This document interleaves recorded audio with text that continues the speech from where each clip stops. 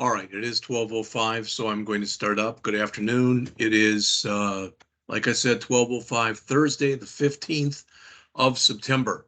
And I sent you out an email about a couple hours ago saying that today we're going to continue on talking about our Node.js and MySQL work. Tomorrow, I'm planning on just making it another lab. On Monday next week, we're going to be doing a project that's going to take probably a few days to do. All right, I want to do that because I thought I heard a ding. So people are waiting in the lobby. Okay, can one of you try to let their, let's see, show participants. Okay, you let them in. Thank you. All right, so we just started, Michael, but I'm going to go on. We're going to finish up what we've been working on with this Node.js MySQL API. We're going to be working on it in just a couple minutes. All right. On Monday of next week, we're going to be creating what I just have deemed an employee management system. And I want us to write it twice. And if that makes absolutely no sense, it will next week. We're going to write it simplistically, and then we're going to add some stuff to it to actually make it work better and make it look like a realistic type of project. So we're going to do that. We're going to come in and we're going to start, as always, by just creating a GitHub repo and then doing our git init, etc., and going through the entire process. All right, so with that said, wanted to mention something before we go on.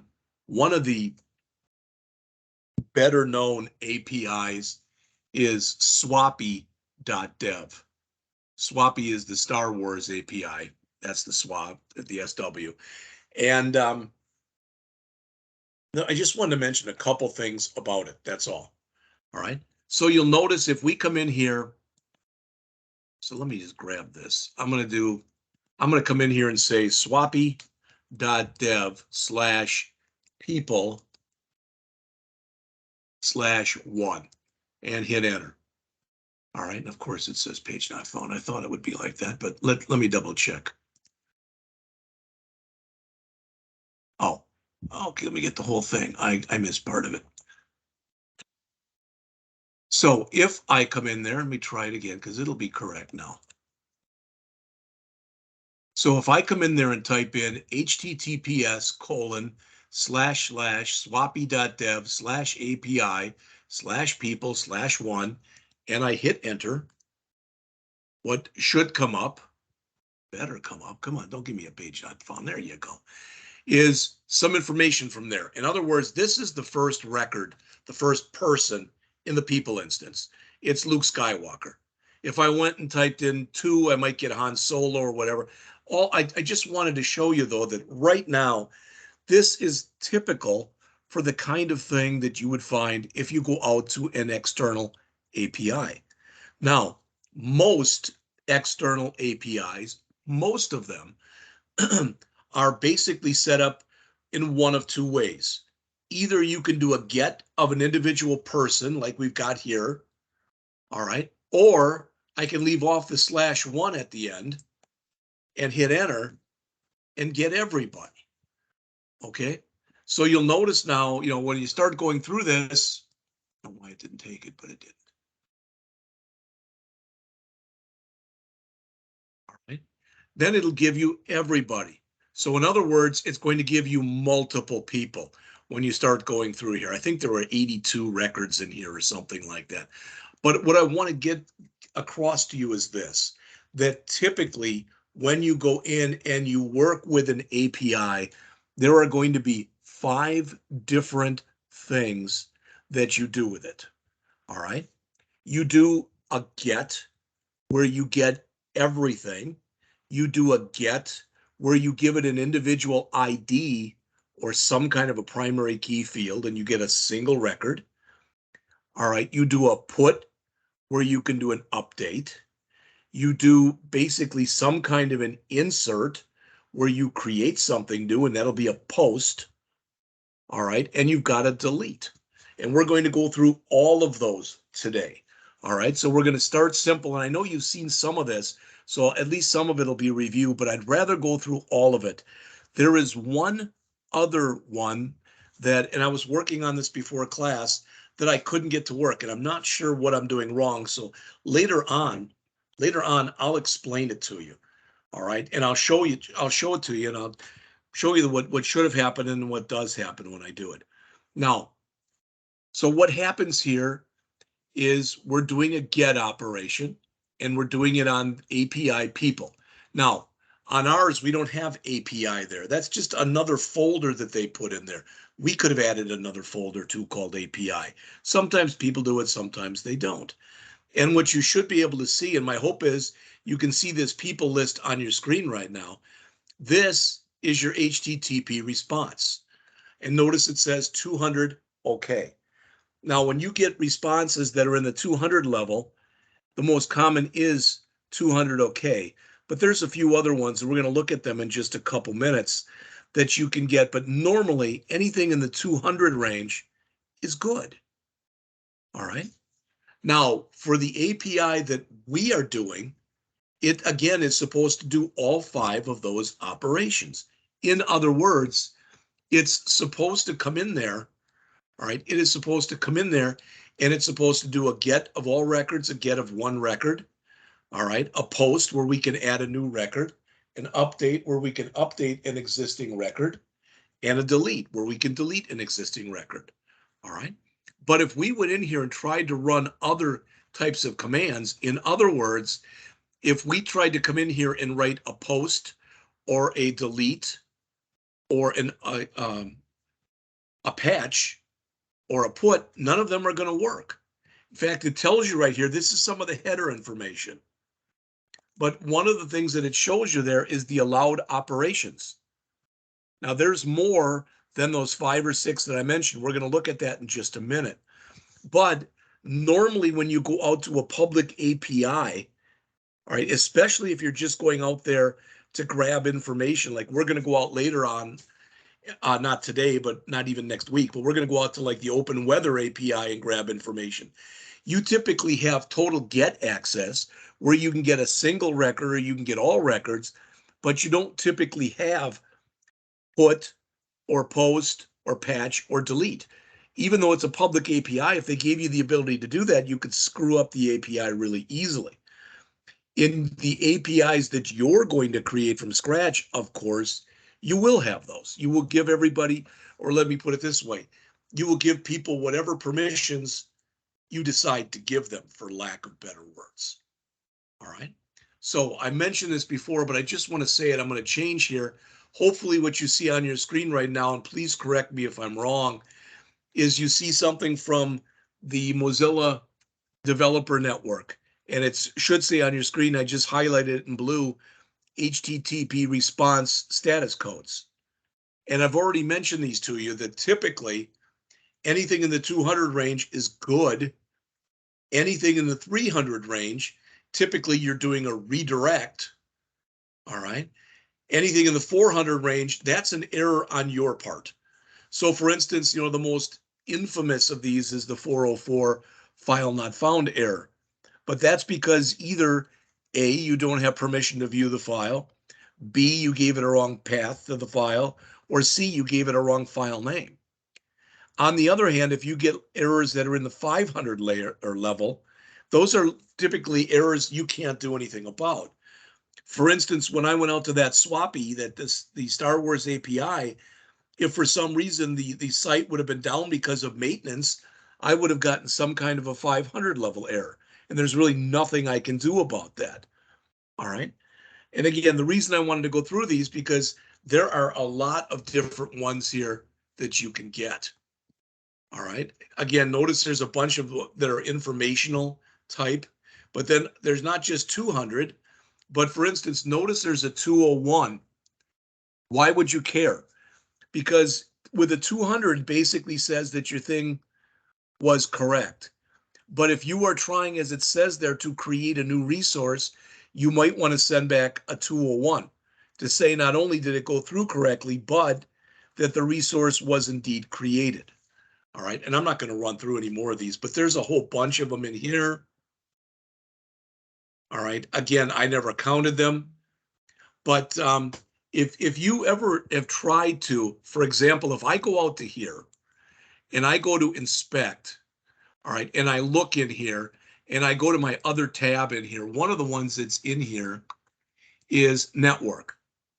So it'll show when you try to do things exactly what happened.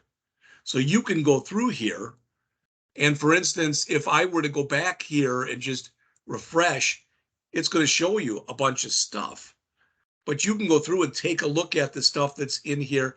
I'm by no means an expert on this, but you can see the different kinds of responses, etc., that are in here. Depending on what you do, you can get a whole bunch of information back. All right. Now you'll notice too, if we look in here, let me go back. There we go. And back up. Come on. Of course, it's not letting me back up anymore. So let me close that. Well, that's pretty much what I wanted to show you from there. Okay, let's see. Will it get me back here? No. And okay. Web docs. All right, let me check again for HTTP status. Codes. All right. So again, I'd shown you a couple of the 100 and 200. The 300 literally are those. So for instance, and I've given you this example before, that if I went out to java.sun.com, which used to be the main home web page for the Java programming language, if I go out there and hit enter, it redirects me to oracle.com/java/technologies. Why? Well, one reason is Oracle bought Java. So they're under the Oracle umbrella. So that's one of the reasons they've done that. But a lot of times what happens is you get a new URL, or, you know, it's a brand new site that you want to link to or whatever. But those are redirections or redirect types. All right. Again, I already mentioned on the client side, I said the one that's the best known is the 404, the file not found. But you'll notice there's a bunch of other ones too. Now, one thing to be real leery of is when you start sending these messages back, sometimes these messages, believe it or not, can have a lot of information in them. Now, just to say 404 file not found, that's not a big thing. You're not really saying that much. But there are times when you bring this back that if people know how to get into the message and take a look at the stuff that's in there, they may be able to get information back. All right, or information about whatever it is you're working with. So typically, if there is a file problem, that's all you want to send back is a 404. The 500s, as I mentioned, you notice there's a lot of 400s. Again, that's from the server side. The one that you'll see most often is the regular 500. Internal server error. All right. So like I said, typically when you go out to something like Swappy or something like that, all right, if I were to go in there and bring this thing up in Postman, and I mean, I can do that, but if I brought this up in Postman and I tried doing an operation, you know, like try doing a post or whatever, it's not going to let me do it. All right. Okay, enough of that. Now, I went into work yesterday and I printed some stuff out, but then I went in this morning and I changed around what I'd printed a little bit. So the reason I'm telling you that is what I'd like you to do is a while ago, we created that project, and some of you called it probably Node MySQL, and some of you probably called it MySQL Node. All right, but I'd like you to bring up that project, and if you don't have it, just create a new one. It's okay. All right, you can call it again MySQL Node or Node MySQL. Go into it, just create an npm init file. So do an npm init -y, and you can have an empty app.js in there. All right. So I'm going to bring up what I've got because by the end of the period today, we're going to go in and we're going to look at this. And where is it? There it is. So we're going to be looking at, it's about 110 lines. So it's not that much, but I want to go through all of it so we can see what's going on in here. Now, when I worked on this before, I put in 9988, but since I was doing some testing this morning, I just changed the port number. The port number doesn't really matter. The one port, you know, if you've had problems, I know that, I think, John, it was you, but a couple of you have had problems that, for instance, a lot of people like to put in here 8080. All right, but that's also the port that's used by a lot of other applications. And typically, if you grab a port number that's being used by somebody else, you'll get some kind of an error message. All right, so by now, my hope is at least those first 6 lines that are on the screen, they just make sense to everybody, period. All right, in line 1, we are saying to go out to the Node Package Manager, find the Express package that's out there and bring it into the program. All right. I'm not going to get into it right now, but just so you know, as far as that goes, there is, and I'm not going to go into it because I don't remember what it is, but if we go and bring up our package.json file, so if we bring up package.json, all right, there is something that you can put in here. It's somewhere in here. I don't remember what it is, but there is some newer thing that you can put in. Some people, when they are putting their information in, don't like to use this statement. All right. Mr. Scott, it's not on your VS Code at the moment, so you know. All right. Thank you for telling me. I'll get it there. Just 1 second.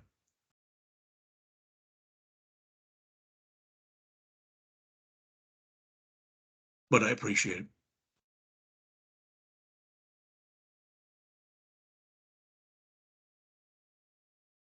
Of course, now my machine's hung, but I'm going to get it. Just give me a sec.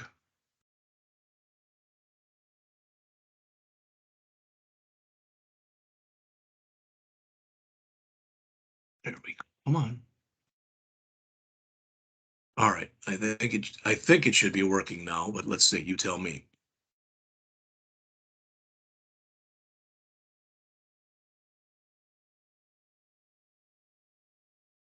Do you now see VS Code?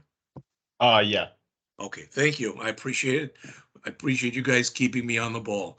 So what I'm saying is if you bring up package.json, don't do this, but there is some kind of a setting that you can put in here because what's considered to be the newer way of doing this is rather than requiring like we're doing it, is to do an import. All right, so if you put that in, and again, I don't remember what it is, I'm sorry, but then in here, instead of putting in these require statements, you put in import statements. Now, does it matter? No, they do exactly the same thing.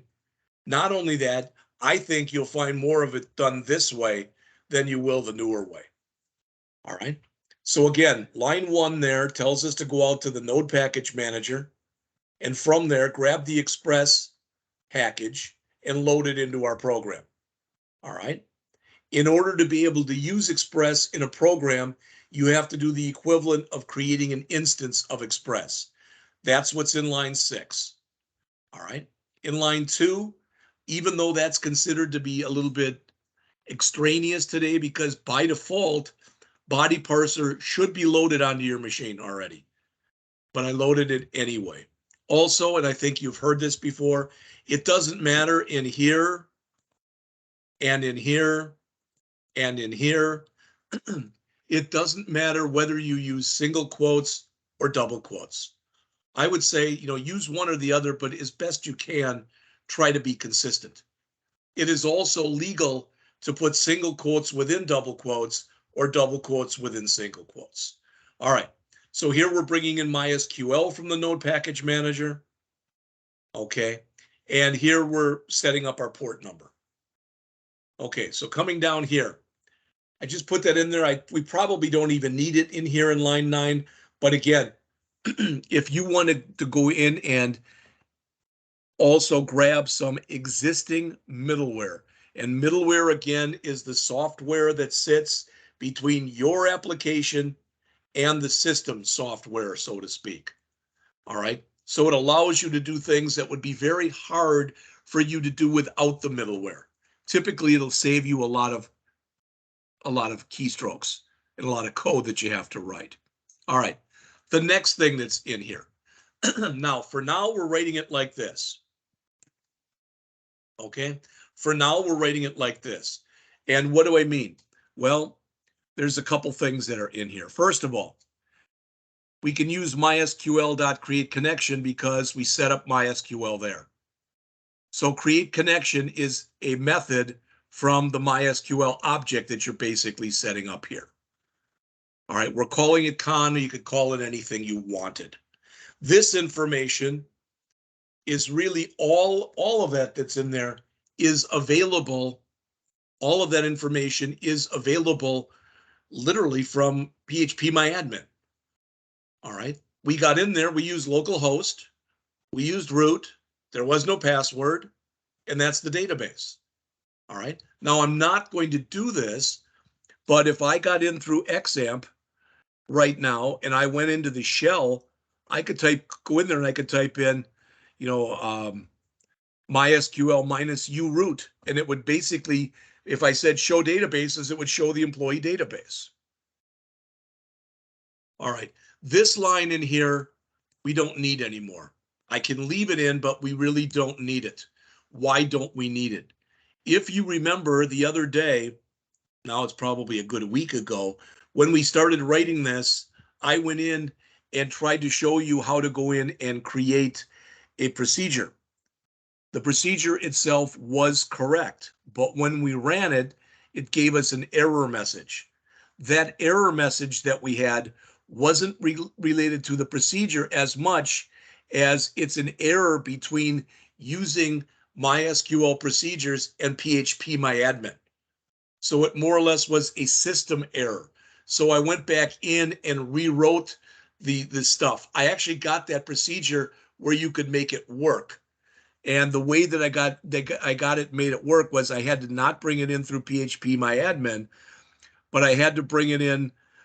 I had to go out to the shell, and from a DOS-like interface, all right, with the black background and the white text, I had to bring it in that way. But there was a bunch of stuff I had to do, and it was like, this is ridiculous. Then when I tried to do it, it wasn't working all the time anyway, so I just got rid of it and rewrote it. But the point is this. Lines 11 through 17, we are setting up our MySQL connection. All right. In the last month or so, I have watched many different videos online where people have gone through and done a bunch of this kind of stuff. And what we plan on doing is we plan on keeping our connection open all the time, our database connection. Why am I telling you that? Because what a lot of people do is they open up the connection, they do something, and then they close the connection. And then if they need to open it up again later, they go through this whole song and dance all over again. The advantage of them doing that and opening and then closing the connection is you're making it harder for people to get access to the database through you.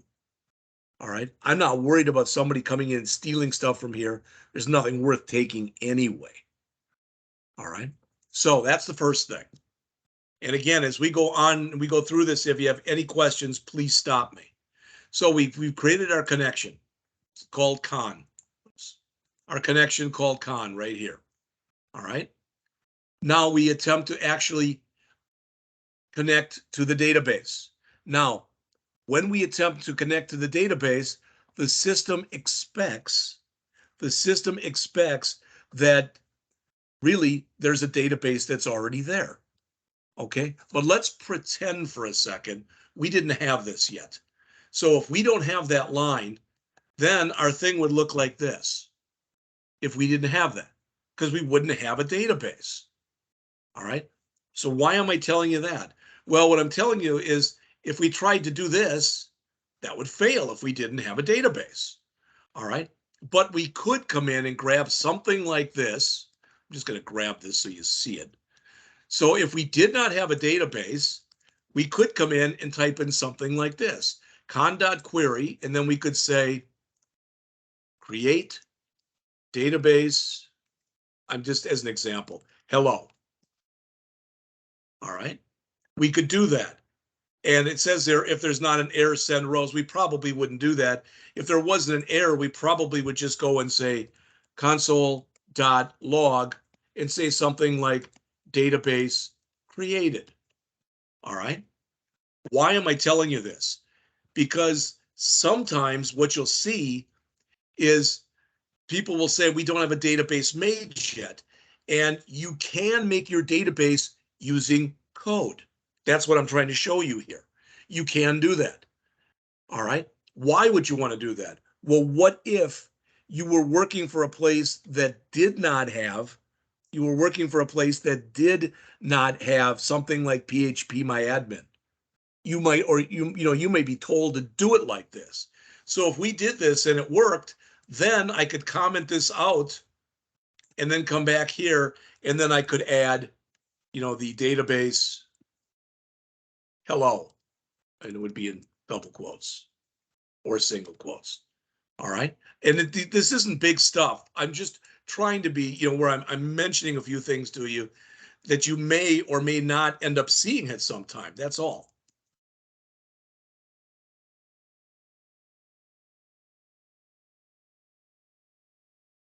And in much the same way, if we had to do it, we could connect to the database in code, which is kind of what we're doing here. But you can even go in and add records using code, update records using code.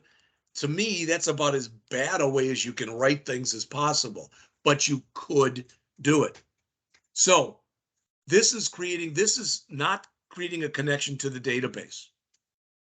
That is creating a connection to MySQL. This is creating an actual connection to the database. All right. And again, it may not sound like who cares. You should care. All right. This, like I said, is making sure we can actually connect to MySQL. All right. This is making sure after we've done that, that we can connect to our employee database. All right. Now, why might you get something like error connecting? Okay. Well, let's say that I did not have my program up and running. So in other words, let's say that either through GitHub it wasn't working or something else, or I hadn't gone out to localhost :8765 and done anything there. Now it gives me a cannot get. Don't worry about that. The point is, if I wasn't physically connected, then I'd get an error right there. All right.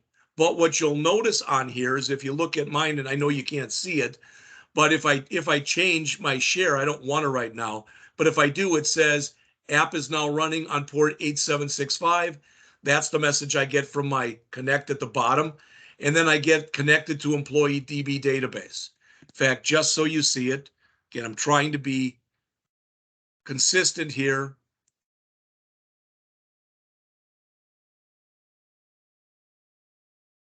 There it is. All right, so app is now running, connected to employee database. All right, and the server is up and running and it's waiting to do something. To do what? Anything we want it to do. And that's what we're going to be talking about, all right, for the rest of the period here today. Okay, so let me go back and change because we don't need to see that anymore. So I'm just going to stop sharing, start sharing, and go back to the internet again.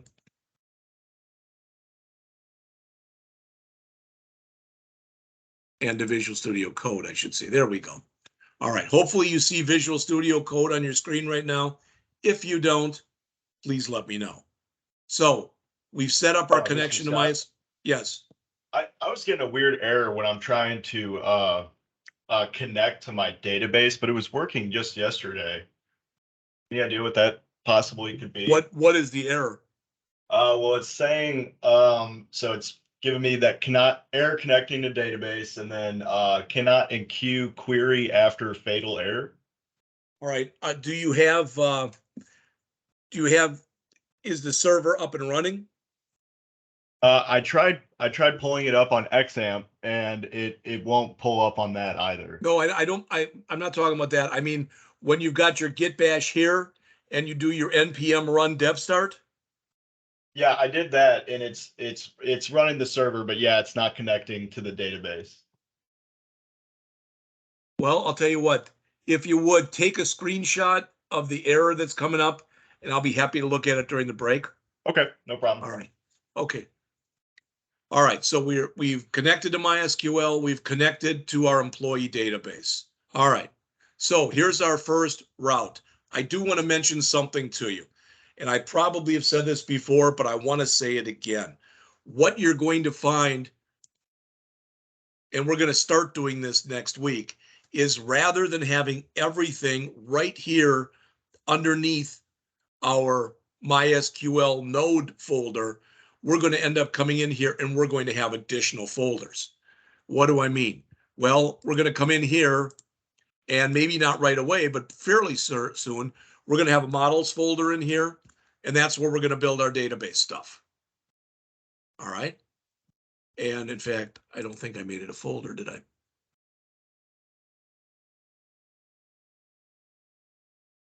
So we will come in here and we will have a new folder called models. And then we will come in here and we will have a new folder and we will call it routes. All right. And we will come in here and we will have a new folder that is called views. So we will have 3 folders in here. Don't worry about the node modules. You know what that is already. All right. But in our models folder, we will basically have in there all of the databases and database logic that we need for our program. All right. In our routes folder, we're going to take all the routes, like everything we have here, all of this stuff that you see here. Okay, so not the app listen, but all of those. So the app put, the app post, the app delete, the app get for one employee, the app get for all employees. So all of this, we're going to take these and probably create different. You got your choice. We could create in our routes folder, we could create just one file and stick all the routes in there, or we could have a file for each route. And sometimes with these routes, they can get complex as far as what you want to do. So what we're going to do eventually is we're going to create a different file for each one of those routes. And each one of those files, even though you don't have to do this, it's kind of standard to take each one of those files and put the word controller in them at the end. It'll be a something controller.js. All right. And then finally, in our views, we've started to do this a little bit, but not really. All right. We're going to have that public folder, and really the public folder will probably have the views folder in it, and we're going to put even other folders in there. Why do you do that? You do that because in a large scale operation, you might have your database people working in the models folder. You might have your basically your like web programming, more or less almost your front end type of people would be working in the views. All right. And a lot of your back end people would be working in the routes. So all I'm trying to tell you is this is going to get more complex before it gets easier. In fact, it ain't going to get easier. All right. So this one right here, let me remove this because we don't need it. If you don't have that, and I don't know if you do or not, but if you don't have that, make sure you put this one in. The order in which you put these routes is totally immaterial. But this is just gets all employees. So go ahead and type that in if you need it, but to very quickly just read through it. Right now, we're telling it to select everything from employees. We do not have to select everything. Rather than the star, if all we wanted was the employee's first name and last name, we could say select first name, comma, last name from EMPS.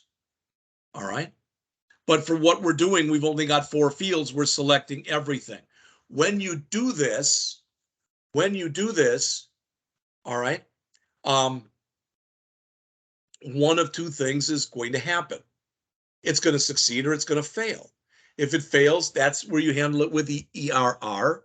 And if it succeeds, all right, you don't have to send out the rows, okay, but you can. And that's what we're doing here. So what we're saying is, if this succeeded, what we want to show by default on our screen is all that information. If it fails, we just want to do a console log of the error. All right. Now, just so you know, too, what you will almost always, if not always do, is if it turns out that this is pushed to the internet, you want to remove all those console log statements. You don't want it where somebody on their machine can get potential information about what's going on. So console.log rather is something that you can use during testing. And if this wasn't explained to you before, then shame on your instructor.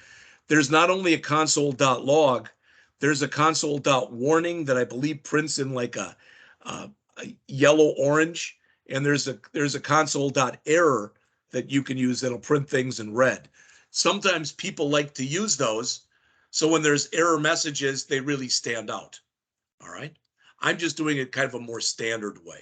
So the bottom line is when we're working on this, and I want to just show this to you quickly. Don't type this in. I'm going to get rid of it in a second. But we've got our choice when we want to run this to see if it works. Now, again, I'm expecting that I'm using port 8765, like I showed right there. All right. So when I go to run this, all right, when I go to run it, then either I'll type in http://localhost:8765, whoops, and then the name, just employees.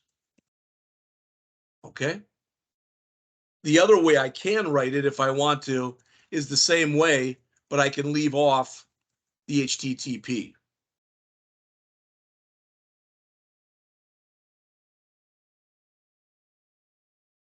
All right. So this, one of these two ways is how we're going to get all employees. So if we put in either this, whoops, or let me just get rid of it. We put in this, that is designed to show us each and every employee. And again, I don't think that's a surprise to any of you or anything else. All right. So that's get all employees. I'm hoping if you needed to key it in, you had time to do so. All right. This gets a single employee. So what's the difference? App get /employees, app get /employees/ID. So that's literally what that is that is an ID. All right. So when we put this in the way that we have it in here, look at the query that we run. Previously, we ran select star from emps. That gave us every employee. We don't want every employee. All right. So what we want is select star from emps where ID equals question mark. What's question mark? It's a placeholder. A placeholder for what? The field that we put in here. All right. And you'll notice if you look there, we've got there req.params.id. Whereas what you'll see later when we get the other fields, we won't say req.params, we will say req.body. But the ID is sort of a different little animal, for lack of better words. So we are telling it here that we want a single record. And again, this question mark is this. All right. And it's not that it's a big thing. I think I mentioned it to you before. When we're possibly getting multiple things back, rows. If you're only getting one back, row. Do you have to do that? No. Some people make it rows all the time. It doesn't matter. All right. And these will be fine if all I want to do is, remember, we talked about this last time, that when I'm working on this stuff, that this right here, these two things will work. So in other words, just if you, I'm going to change my share for just a second and go back to the internet.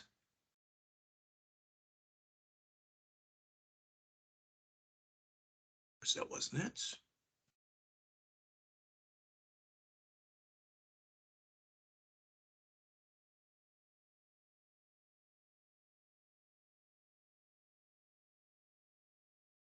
There it is. Okay, so when I go back to the internet here, just a couple things. All right, so I can come here and do my local host, and I've been playing around with the records in here. So local host I can spell, local host colon 8765/employees. Hit enter. And what that's going to show me are all of the employees I've got in there. So there's Clayton, Michael, Nick, Mason, James, and John, you are in there. So yeah, so you're all in there. As opposed to if I type that same thing in there and I put in /11, and now I've got just John's information. All right. And just so you know, this information literally is in here as an array. So these brackets here, you know that in JavaScript, that means we're working with an array. Inside of that array, we have something in curly braces. That means it's an object. So what you are seeing here is pure JSON. Everything that's in there is a key value pair. Every single thing that's in there. All right. And I'm using the prettier tool. Otherwise, again, it comes out looking like this. Okay. And I showed you how to download that tool last week. Now, as we talked about earlier, that's fine and dandy. All right. That's not any kind of problem. As long as what we want to do is just look at information. That's not typically the way it's going to be. All right. Typically, what you're going to want to do in here is not only are you going to want to look at information, you are going to want to potentially change information. All right. So with the CRUD that we talk about in here, right now, we're only talking about the R, which is the read, and that's app.get. All right. In much the same way, and I'll do this in just a second. I know we've seen it already. In fact, I'll do it right now. Let's see. Go into here. All right.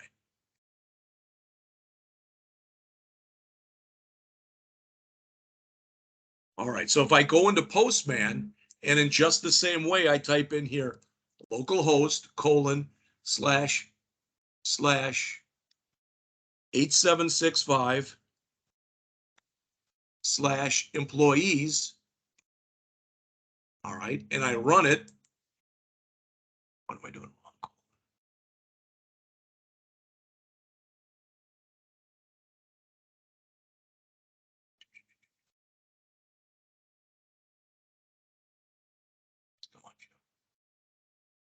I go back to here.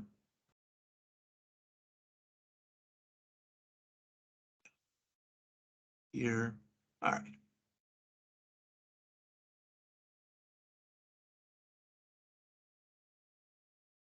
All right. So I've got http://localhost:8765/employee/11. And I do that, and what comes up? Same thing, John. If I leave off the 11, same kind of thing. And do a get, it's got all 6 of you. All right. So I can use Postman or Insomnia, and there's other ones too. Okay. I can use those when not only I can use them for any CRUD operation. All right. But showing you the way I just showed it to you on the internet, that will only work for the read part of a CRUD operation. All right. It was longer than I wanted to spend, but sorry. Okay. So let's jump back. So hopefully you've got this if you need it. Hopefully getting all records or getting a single record makes sense to you. All right. So the next one is a delete, and that's pretty easy. It looks a lot like what we just did when we did grab a single one, except instead of a select star from, it's a delete from. All right. So I'll leave that up there if you need that for just a second. All right. Now, what you're going to find is basically on most of these, I wrote them like this. All right. You don't have to print out the error. I just wanted to show you if you wanted to, you could print out. But what this will do, this res.send, what that will do out on Postman is after we run the command, if it runs successfully, it'll say Mr. employee. Scott, yes. If you're trying to show your code, it's not all right, showing. Let me do it again. Thank you.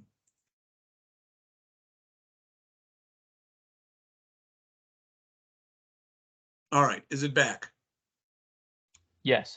Okay, so I'm taking for granted that everybody's got their information from app.get for all employees and for app.get for a single employee. So we're moving on to delete. All right. And again, as I mentioned, it's very similar to what we just did for getting a single record because we're just deleting a single record. All right. So again, notice it's a /employees/:ID, which just means that when we run this, all right, when we run this, we're going to have to add an ID. Okay. We could conceivably create a route for a delete for /employees with nothing after it, but that would delete everybody. Then we could just say delete from emps and not even put that in there. There are so many more better ways of doing it than that, just so you know. But when we want to delete a single employee, just like when we want to update a single employee, we need to put a where clause in there because it's just one employee that we want. And one thing I mentioned to you last semester, and I even said it a little bit earlier this semester, that when you are doing this, I could have literally said, for example, let's just say we wanted to remove Michael. All right. I could have said, for example, something like delete from emps where, and instead of saying ID equal ? I could have said first name equal Michael and last name equal McLean. You could have done that. It's never, ever, ever recommended that you hard code values into here. If you hard code values in there, you can get what's referred to as Sql injection, where if people can get into your code, and this has happened, all right, that what they can do is they can go in and put their own values in there.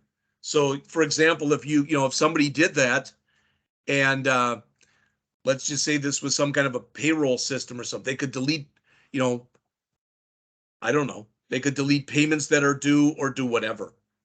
All right, that's another reason why companies almost always back up their stuff. And the bigger the company, the more often they're going to do backups.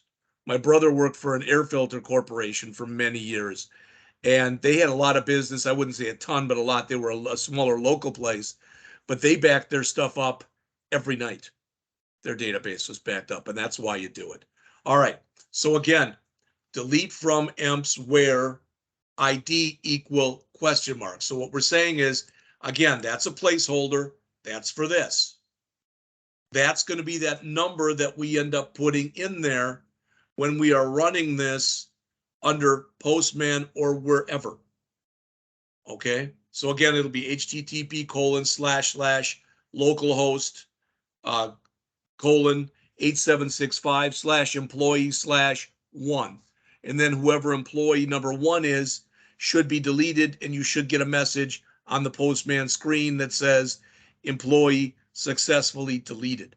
Now, just so you're aware of this, if it comes back and it says problem deleting record, and I was having some problems with this, is why I was appending that on there. Okay. Quite often, I'm not going to say 100% of the time, but most of the time, the errors that you actually end up getting back from Postman are really generic. Okay.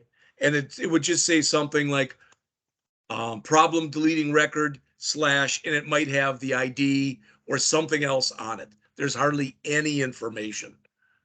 Maybe that's done to protect you. I don't know. All right. But I'm going to save this. I'm going to change my share. We'll take a break in just a minute or two, but I'm going to change my share here.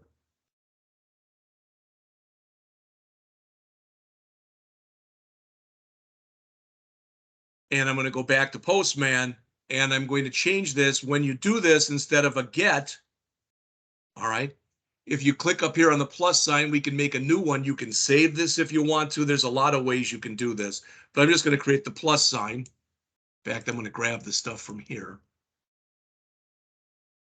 All right, and now what I want to do is I want to come in and do a delete.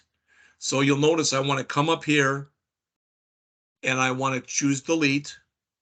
Then in here, I want to come in and put in this. Now, this isn't going to work I'm putting in an error on purpose. I did not give it right here an employee to delete. I purposely didn't. It only says up here, http://localhost:/employees without an ID number. All right. So when I click send, it comes back and here's the error. It just says error, cannot delete employees. All right. But if I come back and change this, and I don't know who 6 is, but it do employee 6, all right, and I click send, it says employee successfully deleted. Now, when I come back here to my get and I run that again, what I should notice is it goes 4, 7.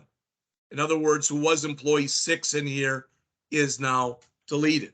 So that worked. If I were to come back here again, and there is no employee 6, but I tried to run it and I click send, okay, it says employee successfully deleted. Just because that's the message, it didn't fail. All right. Sometimes when you try to do that and there's nothing there, you might get back an empty array. So you get back a bracket followed by a bracket, and that's totally fine. All right. So we've now gone through the R in CRUD and the D in CRUD. All right. So let me jump back.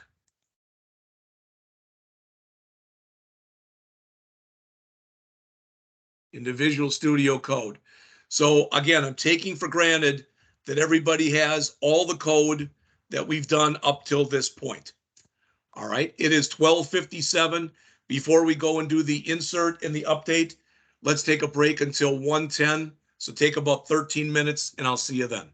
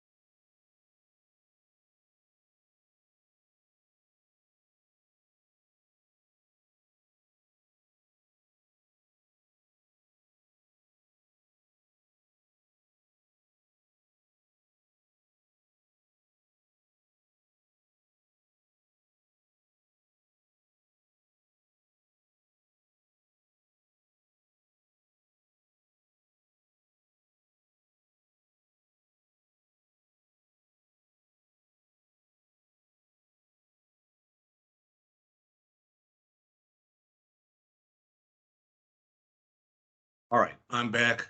Hopefully you're back. And just so you see this, all right, I am going to change my share for just a moment here. I'll change it back in a second, but try that again. All right. So I'm going to go back for just a second. I want to go back to the internet here. And if I go back to the internet, and on the internet here, if I check, where are we? Here we go, right there. All right. You'll notice that right now, 6 is still in there. That was Nick, because I haven't refreshed the database yet. All right. But if I do come in and refresh it, now he's gone. Again, not that that's a big thing. All I'm trying to show you is, for lack of better words now, what we're doing is we are giving the user 2 different ways that they can actually manipulate data in the database. And the reason that that's important, again, is if you are creating an application for somebody, the chances are pretty good that they're not going to know what the heck PHP MyAdmin is, nor will they care. But what you're going to see next week when we convert this thing into an employee management system, all right, is how we're going to be able to basically set this thing up, and we will have the equivalent. It'll almost look like this, but it'll look more like a spreadsheet. And forget it, won't have all this stuff on it, but it'll have like this. And then next to it, we'll have a couple buttons. We'll have an edit button, which will allow you to change any field that's in here other than the ID, of course, and we'll have a delete button. All right. And this is what we're going to be working on next week. I don't know if that's going to take 1 day, 2 days, 5 days. I really have no idea. All right. I'm still kind of working my way through it. I've got most of it done right now. All right, so that's the plan. The other thing I'm going to do with you by next week, so if you're behind on homework, all right, and I had a class contact me saying they were falling behind, which is one of the reasons I extended the test out till Sunday, and I gave you some lab this week, so hopefully people could catch up. If you have not yet done the 5 extra queries that were on the end of MySQL assignment, do them and get them in as soon as possible. You can still get a 70, but I'd rather have you get 100 than have you get a 70. If they're late, you're going to lose some points. Now, none of you guys here, but I will tell you, I'm having all sorts of problems with a lot of the people in the C# class. I do not know those of you who took C# either with me or if you did with Evan. You know, even if it was your first class, I've got people, they just don't understand Git and GitHub. And I've given 2 or 3 lectures, including one that I spent over an hour on. And I did it on with Camtasia, so that it would be easy for them to see what was going on. A guy who's actually coming in to the campus tomorrow, because now he sends me repositories and it shows the files, but when I open them up, they're all empty. All right. So again, bottom line is, if you're behind on any work, please try to get up this week. So if not finished that database, the books for you, get that done, because we're going to start using that by the end of next week. All right. So let me jump back in then. We're going to do the last 2 here. So I'm going to go back into Visual Studio Code. And so the next one that's in here is for inserting a new employee. Now, let's see.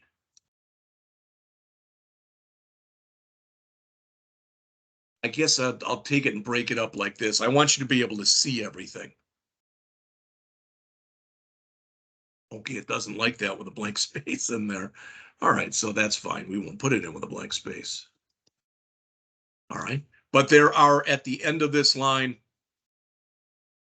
this is what you can't see. Okay, so you can see everything else up until that point. So I'll tell you what, this is all the stuff that you need for inserting a new employee. So I will give you a couple minutes. Let's see if I remove that. Yeah, it's still going to be some space. So start by putting in this. If you don't have the insert a new employee, just start by putting in all this. All right, I'll give you a couple minutes to do that, and then we'll continue on.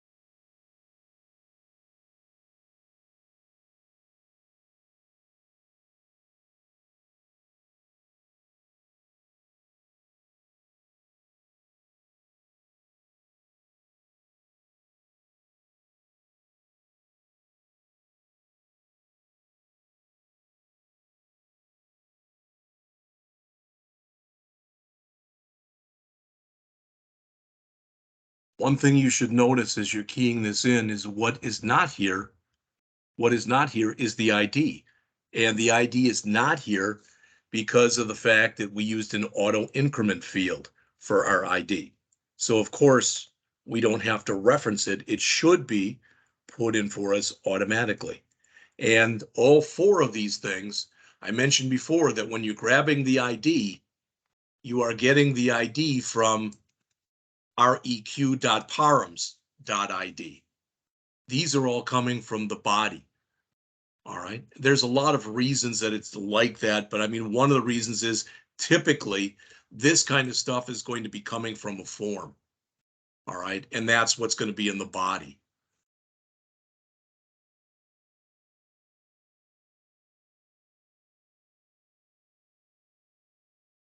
All right. I'm going to move this up a little. Hopefully you've had a chance to do all that. Here's the rest of it then. I know there is a way that I can go in through my settings and play with my font size. I really don't want to do that if I can help it. So again, on this line here, line 78, at the end, there's just a couple more question marks and then the end of your parenthesis and etc.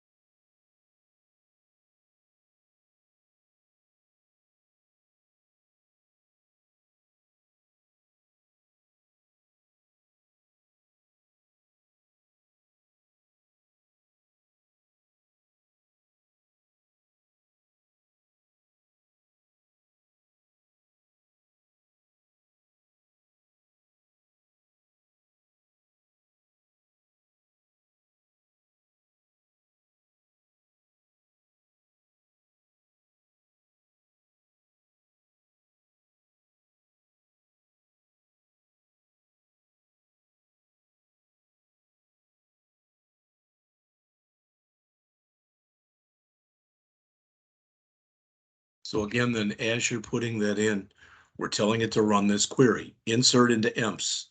These names that are right here, those names, not the ones here, the ones up here in the parentheses, those should be the same names as what are in the database.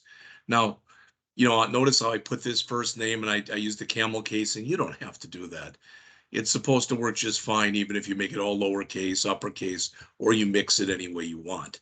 But we are listing the four fields that are not the primary key or not the ID, all right, inside of the parens, and then values, and then we have the four question marks. So we've got this, values, and then we end our query, and we've got a comma there, all right? Then again, we put in here the fields. There are other ways of doing it than the way that I am showing you right now. All right. And again, I don't have that big of a head that I think, yeah, because I'm showing you this because it's the best way. It's a way of doing it. And again, you may have noticed this. Should we be checking for errors first, or should I have really said, if not error, do this, else, and then do this? And it doesn't really matter. All right. I just, I wanted to show you could do it either way. So if you think that this is going to succeed virtually 100% of the time, then probably we should have flipped the if statement that you see right now in blue on the screen to say, if not error, res.send employee successfully created, else console.log error. All right. I'll give you a minute or two just to finish that up.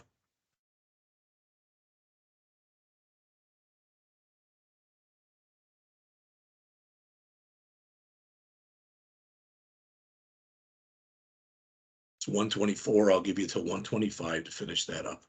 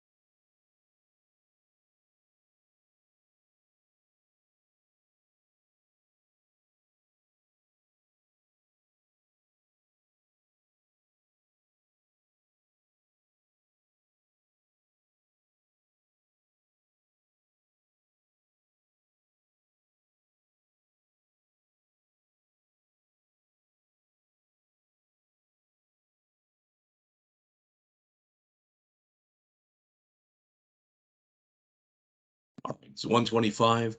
So I'm going to go and change my share, and I'm going to go back into Postman. And the one we removed because I checked during the break was Nicholas.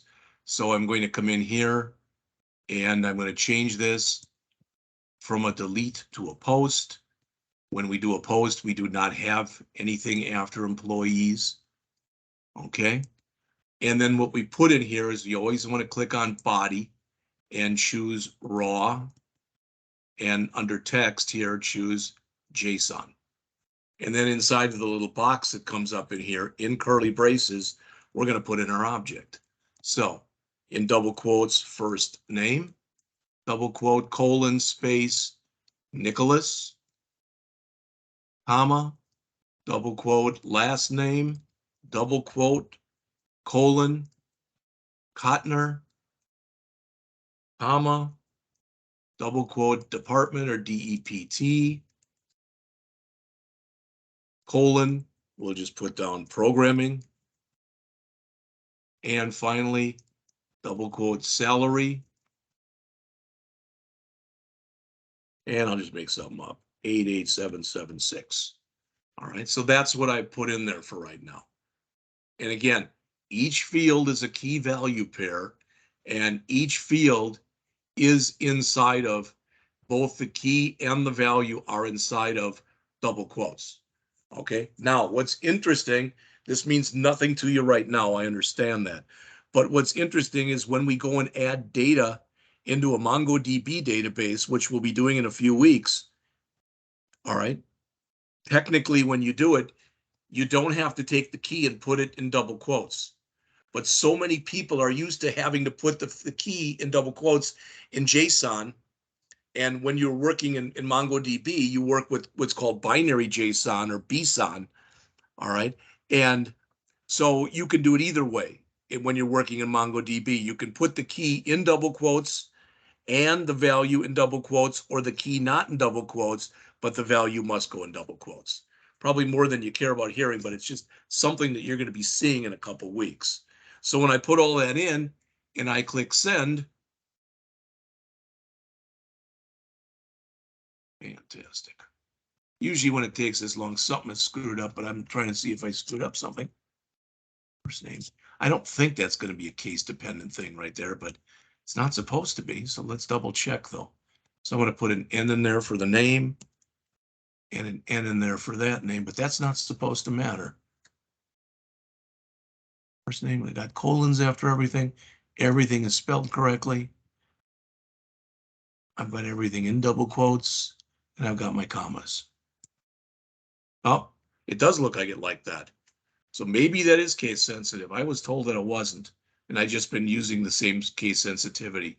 So with first name and last name, it worked right away. How do I know if it worked?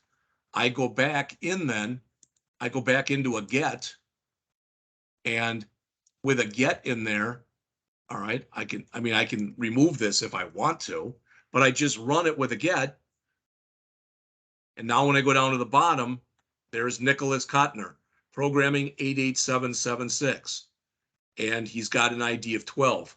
Now, once I remove things, and I think I mentioned this to you in another class period, you'll notice when you look in here that we do not have an ID of 1, nor do we have an ID of 2, nor do we have an ID of 5, nor 6, nor 8, nor 10, etc.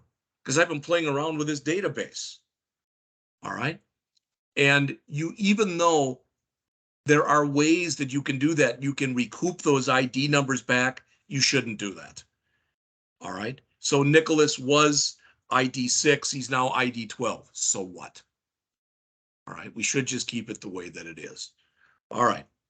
So hopefully that one worked for you. And if it didn't, hopefully you understand why. Or again, just send me an email after class and I'll be glad to try to work with you one-on-one if I have to. All right. But I'm going to do 2 quick shares. The first share is I'm going to go back to the internet and I'm going to refresh. And you'll see once I do, there's Nicholas Kottner programming 88776. So it's back, it's been changed. All right, so finally, let's go in and let's do the last one. So I'm going to go back into VS Code. And now we're going to take a look at updating an existing employee. So again, I'll give you this. And again, you'll notice when you look here now, we do have this. We do have the ID. And again, it is a req.params. So I'll give you a minute, start typing this in. I'll give you about 2 or 3 minutes and then I'll move it down a little bit. Okay.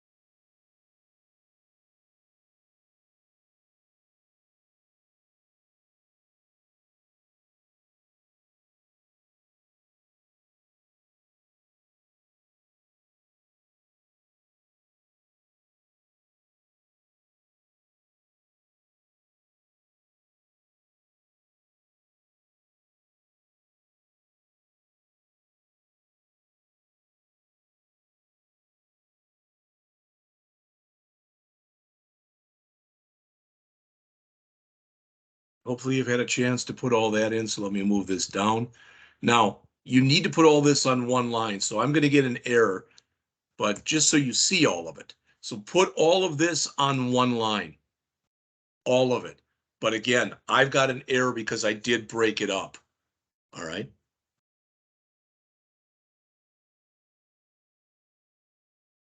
This is where that multiple statements thing that we used before, if I still had it up there, we could do some work with that. I didn't want to fidget with that anymore.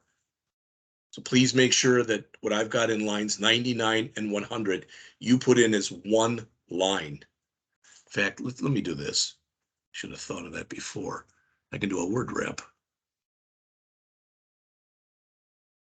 There you go.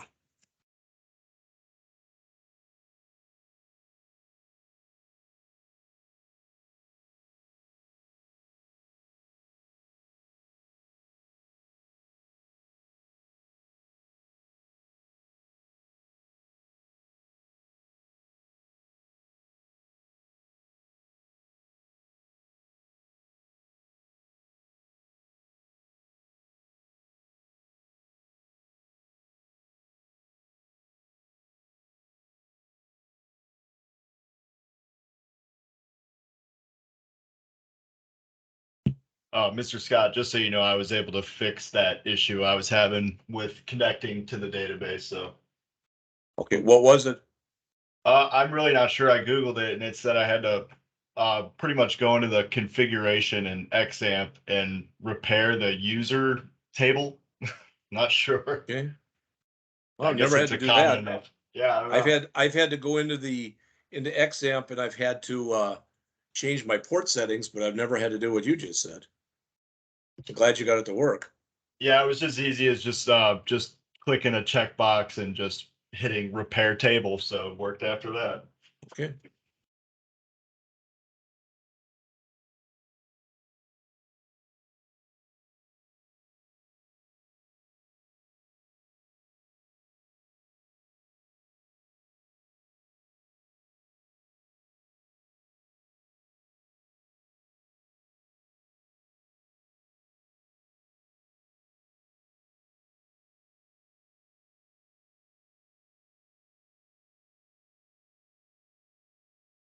Again, you see we have the 4 placeholders in here with the question marks. You can put blank spaces between this. I could put a blank space there and there if I want to. It doesn't really matter. And in here is an array of what those 4 values are. All right. And again, that first name there, that one is this one. The first name in the database itself, it's called first name. That's that one.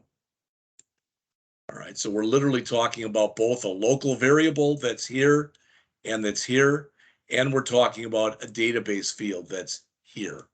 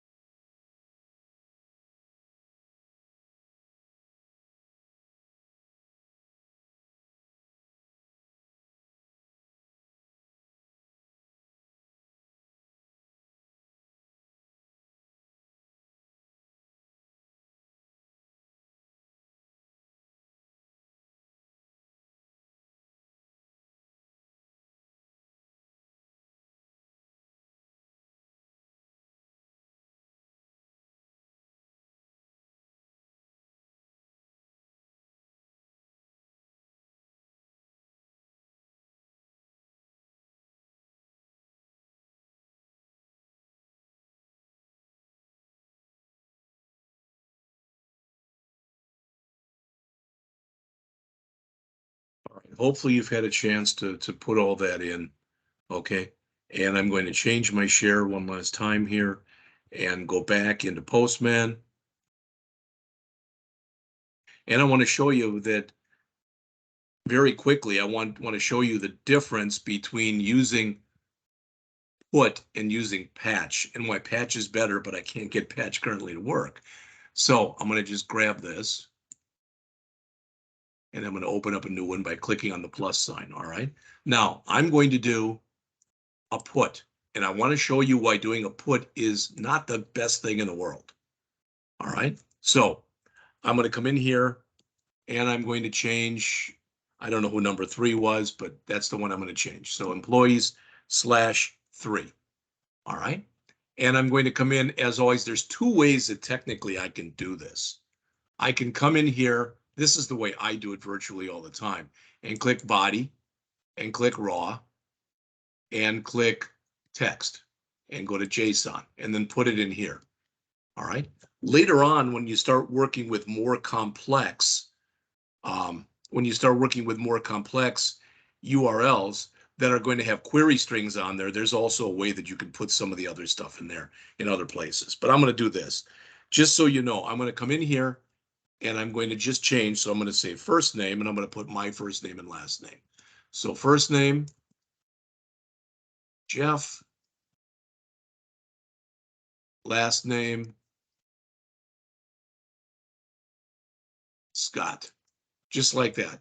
So I've come in there and I've just changed those 2 fields. That's it. So I've changed the first name and I've changed the last name. Boom. And I'm clicking send. And it comes back, employee successfully updated. How do I know that? I again go back in and I want to run a thing on all my employees. Now notice what happened. Because put only updates what you tell it to update. So the department went back to its default value, which was the empty string, and the salary went back to its default value, which is 0. All right.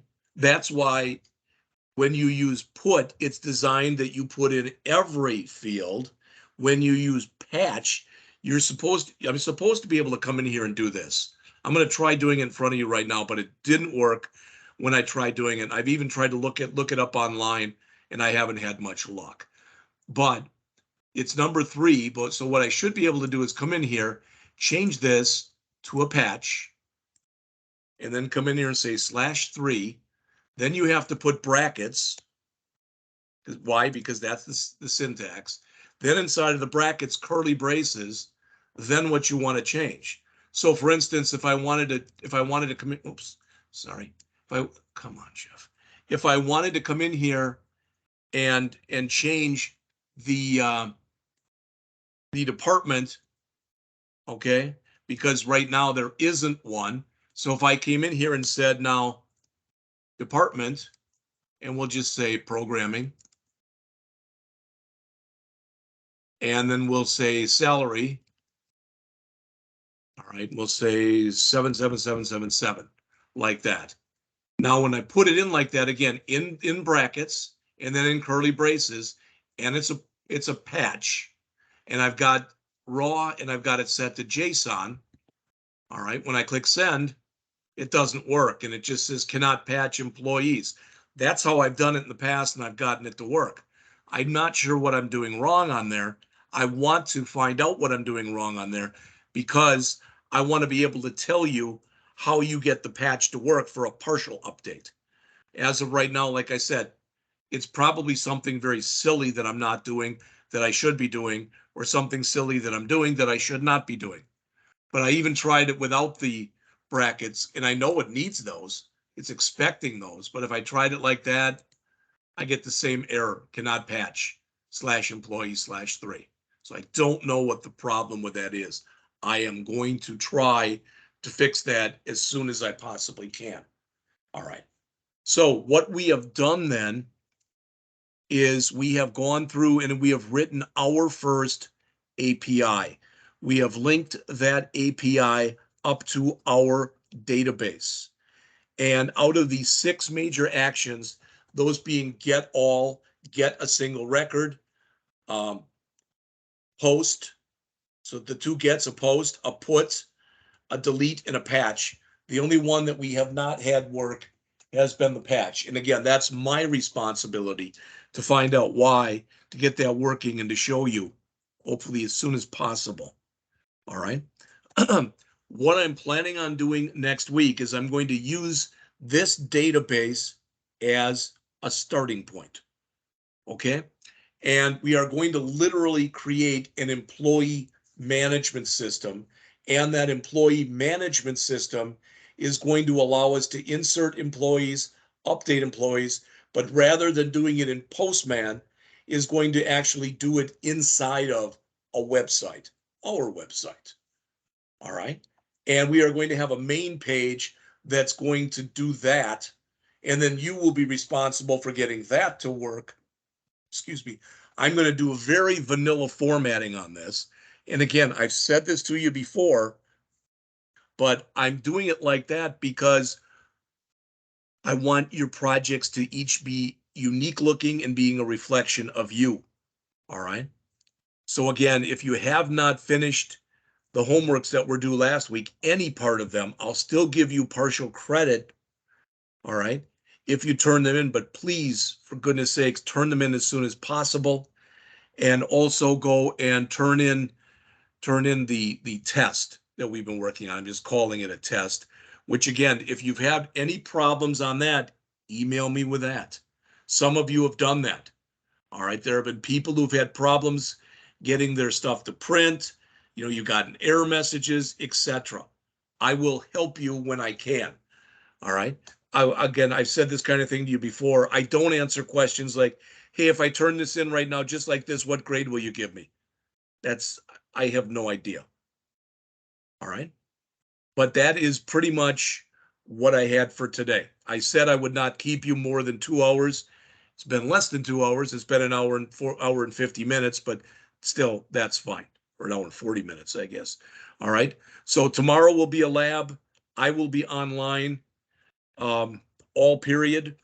Okay. I'm going to be at campus tomorrow. All right. Because I've got a couple first-year students who need some help. And I'm hoping they're going to come in. One of them drives in from St. Louis, but he's the one I told you about who every time he saves something to his GitHub repo, it saves, but what's in there is empty. So, all right. Again, if you have questions, feel free to email me at any time, okay? Otherwise, I will talk to you either tomorrow if you're on or on Monday. Have a good weekend. Thanks.